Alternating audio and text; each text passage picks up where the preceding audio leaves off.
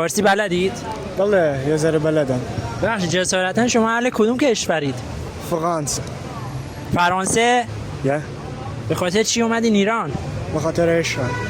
واقعا؟ یه عشقتون تو خودش چی دیده که شما از فرانسه پا شدین اومدین اینجا؟ مهر و محبت. میخوای از زبون خودشون بشنوید؟ بله که تو شما تو خودتون چی داشتین که از اینجا پا شدین اومدین اینجا؟ بله میخوای امتحانش کنی؟ اوکی. قیافتون هم خیلی شبیه امباپه است. دیگه هم وطنم هست. زنگ بزن. آقا تا ایشون زنگ میزنه شهرگوشی رو بهتون معرفی میکنن. اون 17 پرو مکس میخوای نوت من بیشتر ندی یا شهرگوشی نه آیفون 15 16 دست من با قیمت 7 تومن شهرگوشی میاد دستشون نمیزنه.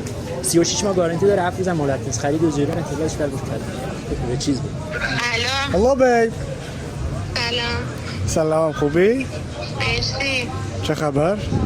سلامتی. تو چطوری؟ خوبم مرسی. کجایی؟ خونه. خونه. میخواستم یه چی ازت بپرسم جونم بگو. که من چی دیدی من به خاطر تو اومدم ایران. روم نمیشه بگم. حالا بگو. آخه سیاهی خب بعد آدم خوب رازه میکنی.